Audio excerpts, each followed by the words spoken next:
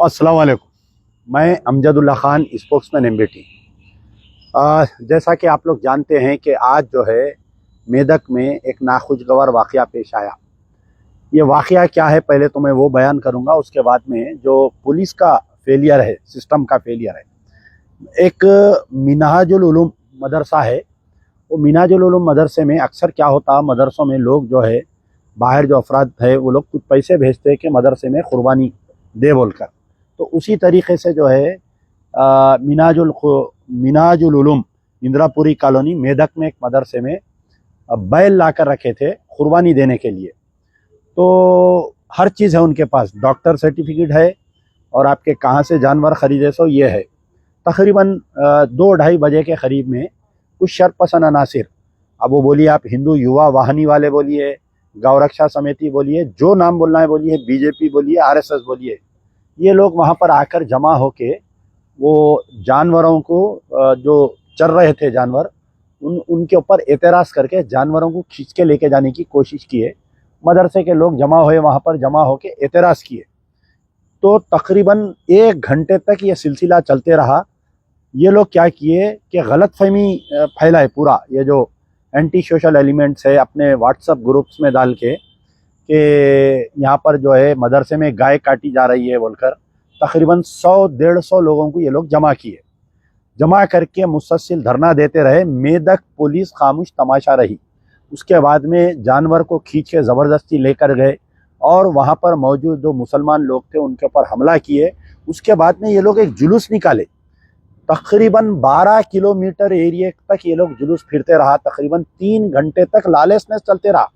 जय सिया राम मुसलमानों के खिलाफ में जहाँ जहाँ मुसलमानों के प्रॉपर्टीज दिखे, एक आर्थोपेडिक हॉस्पिटल में ये बच्चे कोई जख्मी हो के वहाँ पर गए इलाज कराने, तो वो दवाखाने का पूरा तोड़ फोड़ कर दिए, उसका आईना फोड़ दिए। एक कोई डॉक्टर जा रहे थे गाड़ी में, उनको रोक के मारे। तकरीबन 7 से 8 मुसलमानों को शदीद जख्मी करे। तो अब मेरा बोलने का मतलब ये है कि मेदक पुलिस 3 बजे से लेके रात के 10-11 बजे तक क्यों खामोश थी? इनको क्यों मौका दिए करने का? क्या वजह है ये हालिया में जो बीजेपी का एमपी रघुनंदन राव जीता, उस दिन से ये सिलसिला चलते आ रहा है और मेदक पुलिस खामोश है। ठीक है, मेदक पुलिस खामोश है। इंटेलिजेंस एक डिपार्टमेंट होता तेलंगाना में, इंटेलिजेंस डिपार्टमेंट के पास ये न्यूज़ थी कि 8 एमपी जीतने के बाद में तेलंगाना में बीजेपी आरएसएस कहीं ना कहीं गड़बड़ करवाएगी बोलकर। तो हमारे स्टेट के चीफ मिनिस्टर रेवंत रेड्डी साहब क्या कर रहे हैं बताइए आप? ये सॉफ्ट हिंदुत्व की पॉलिसी। हम जो है तेलंगाना के मुसलमान रेवंत रेड्डी को वोट नहीं दिए, रेवंत रेड्डी की कांग्रेस को हम वोट नहीं दिए, हम राहुल गांधी की कांग्रेस को हम वोट दिए। हम जो है प्रियंका गांधी और सोनिया गांधी को देखकर हम वोट दिए। लेकिन जब से बड़े अफसोस की बात है कि जब से रेवंत रेड्डी चीफ मिनिस्टर बने हैं, ये सॉफ्ट हिंदुत्व की पॉलिसी को अपनाए हुए हैं। चाहे वो ईद उल अजहा के जानवर लाने का मसला रही है, चाहे वो कोई और मसला रही है। मैं आपको जो है तेलंगाना के इन चीफ मिनिस्टर बनने के बाद से आज तक सबसे पहले एक वेलपुर विलेज है जो निज़ामाबाद का विलेज है, वेलपुर विलेज में खबरस्तान में वहाँ पर एक मंदिर की तामीर की गई। वहाँ का मेंबर ऑफ पार्लियामेंट 3 दिन तक नंगा नाच किया, निज़ामाबाद की पुलिस खामोश तमाशा रही। उसके बाद में 22 जनवरी 2024 के दिन मस्जिद सराय मीर नारकटपल्ली, जो नलगुंडे का एरिया आता नारकटपल्ली, वहाँ पर एक मस्जिद में ये जो राम मंदिर का इनाग्रेशन का जो तारीख था उससे 1 दिन पहले वहाँ पर नारकटपल्ली में ईशा की नमाज चल रही। ये शरपसंद अनासिर मस्जिद का दरवाज़ा बंद करके वहाँ पर एक टेम्पररी मंदिर लाकर 18 घंटे तक मुसल्लियों को बंद करके रखे। लेकिन वहाँ की पुलिस खामोश रही, रेवंत रेड्डी की सरकार खामोश रही, वहाँ के नलगुंडे के जो भी इंचार्ज एमएलए मिनिस्टर है वो लोग खामोश रहे। दूसरे दिन जाके मुस्लिम तंजीमा उनसे मिले, लेकिन आज की तारीख तक उनकी कोई गिरफ्तारी नहीं, कोई केस बुक नहीं हुआ नारकटपल्ली के इश्यू के बाद में।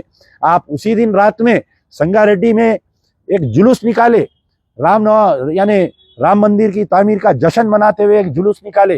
जुलूस निकालने के बाद में एक छोटा सा का वाकये को बहाना बनाकर कि किसी बालकनी से चप्पल आई, एक मासूम बच्चे की चप्पल गिरी आंख पे बोल के बहाना बना के उसके घर में घुस के उसको मारे, उसकी दुकान को जला दिए। संगारेड्डी पुलिस खामोश तमाशा रही। उसके बाजुत में दौलताबाद में एक बच्चे को पकड़ के मार के नंगा करके उसको परेड कराए, पुलिस खामोश रही। उसके बाद में हालिया में आपको मालूम होना चाहिए जंगी चरले का वाकया, होली के दिन का वाकया है। मस्जिद के सामने एक इलीगल डब्बे के सामने रख के उन्हें राजा सिंह के गाने लगाया। मुसलसल मुसलमान कंप्लेंट करते रहे, लेकिन एक बड़ा वाकया पेश आया जंगी चलने का, पुलिस खामोश तमाशा रही। तो मैं ये पूछना चाह रहा हूँ कि क्या रेवंत रेड्डी कांग्रेस के चीफ मिनिस्टर है या बीजेपी आरएसएस के चीफ मिनिस्टर है, इन्हों समझ में नहीं आ रहा। अब यहाँ पर कांग्रेस के जो मुस्लिम कायदीन है, गुंगे और बहरे मुस्लिम कायदीन है, ये कहाँ पर है? शब्बीर अली साहब, क्यों नहीं आप आवाज उठाते? ये 2 महीने से जो जुल्म और सितम का सिलसिला चल रहा, कहीं के तुम एडवाइजर है, कहाँ पर है फहीम कुरैशी? तुम्हारी जात के लोगों को, तुम्हारे कुरैश बिरादरी को जुल्म हो रहा।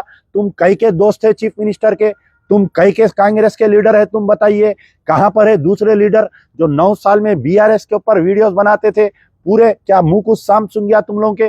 कहां पर है वो यूट्यूबर्स? कहां पर है वो फेसबुक जर्नलिस्ट जो हर छोटी मोटी बात पे जो है कांग्रेस की तायद में वीडियोस बनाते थे? आज क्यों खामोश है? आज मेदक के ऊपर क्यों नहीं बोल रहे तुम? तुम्हारे मुंह को सांप सुन गया क्या? बताइए आप। मैं डिमांड करता हूं कि मेदक के एसपी को इमीडिएटली सस्पेंड करना चाहिए, पूरा इलाके को सीआरपीएफ के हवाले करना चाहिए। और मेदक का हम जब से बात मालूम हुई, मैं मुसलसल मेदक के एसपी को फोन मिला रहा हूँ, मेदक के डीएसपी से बात किया, वहां के जख्मियों से बात कर रहा हूँ, इंटेलिजेंस वालों से बात कर रहा हूँ। पूरों से हम मजलिस बचाओ तहरीक चौकन्ना है और तमाम मुसलमानों से ये, क्योंकि 2 दिन के कल और परसों भी ईद उल अज़हा है और ऐसे वाकयात पेश आने वाले हैं। ये लोग चाह रहे हैं कि तेलंगाना को जो है बीजेपी का लेबोरेटरी बनाकर पेश करे। ये बीजेपी आरएसएस की हिम्मत इसलिए हुई कि 8 सीट वो लोग तेलंगाना में जीते। 8 सीट किस लिए जीते? रेवंत रेड्डी के गलत फैसलों से। चिवड़े में डॉक्टर रंजीत रेड्डी को कैंडिडेट बनाए, जो बदनामे जमाना कैंडिडेट था बीआरएस का, आप उसको कैंडिडेट बनाए। सिकंदराबाद में बीजेपी की जीत इसलिए हुई कि आप नागेंद्र को कैंडिडेट बनाए। आप 2 साल तक मुहिम चलाए खिलाफ में, लेकिन उसको कैंडिडेट बनाए। मेदक पार्लियामेंट हारने की वजह यह है कि आप जो है सही कैंडिडेट नहीं डाले। करीमनगर हारने की वजह कि कांग्रेस का कैंडिडेट सही नहीं था। निजामाबाद हारने की वजह कांग्रेस का कैंडिडेट सही नहीं था। कहीं ना कहीं ऐसा महसूस हुआ कि प्लेट में रखकर बीजेपी को रेवंत रेड्डी 8 एमपी पेश करे। कल के दिन अगर हो सकता है कि कोई कांग्रेस में बगावत हो इनके खिलाफ में, तो बीजेपी इनका साथ दे। और महाराष्ट्र के शिंदे, तेलंगाना के शिंदे इन्हों बनने की चक्कर में है। मैं कांग्रेस के सरबराह सोनिया गांधी, खरगरे, राहुल गांधी, प्रियंका से मुतालिबा करता हूं कि हम रेवंत रेड्डी को देख के वोट नहीं दिए। हम इसलिए वोट नहीं दिए कि ये जुल्म और सितम हम सहने के लिए। हम इसलिए वोट नहीं दिए कि मस्जिद सराय मीर के पास मस्जिद की जमीन में पूजा हो। हम इसलिए वोट नहीं दिए कि जंगी चरला में हमारे मुसलमान बच्चों को मारे। हम कांग्रेस को इसलिए वोट नहीं दिए दौलताबाद में हमारे बच्चे को नंगा नाच करे। हम इसलिए कांग्रेस को वोट नहीं दिए कि संगारेड्डी में हमारे दुकानों को जलाए। हम इसलिए वोट दिए कि कांग्रेस, राहुल गांधी वाहिद शख्स है जो आरएसएस से लड़ रहा है। आरएसएस के मुकाबले में बीजेपी को हराने के लिए हम तेलंगाना में मुसलमान कांग्रेस को वोट दिए। आप जल्द फैसला करिए, वरना लम्हों ने की खता सदियों ने पाई सजा हो जाएंगी और कांग्रेस का सफाया हो जाएगा। कांग्रेस के चंद सरबराह मुस्कुराते हैं मेरे वीडियोस देखकर, ये कहते हैं कि अब हमें मुसलमानों की जरूरत नहीं है, कि अब कोई इलेक्शन नहीं है तो मुसलमानों की हमको जरूरत नहीं है, कि कोई बल्दिया यानी कोई पार्लियामेंट इलेक्शन नहीं है, कोई असेंबली इलेक्शन नहीं है, हमको मुसलमानों के वोटों की जरूरत नहीं है, हम सॉफ्ट हिंदुत्व हम चलाएंगे। तो याद रखो, आने वाले दिनों में बल्दिया इलेक्शन है, आने वाले दिनों में म्युनिसिपैलिटी इलेक्शन है, आने वाले दिनों में एमपीटीसी जेडपीटीसी इलेक्शन है और आने वाले दिनों में पड़ोस में महाराष्ट्र में इलेक्शन है। ये तेलंगाना की महाराष्ट्र में कांग्रेस का सफाया होगा। लोग मुझे सवाल करते, कमेंट करते, अरे भाई आप जो है बीआरएस की मुखालिफत करे, कांग्रेस की तायद करे।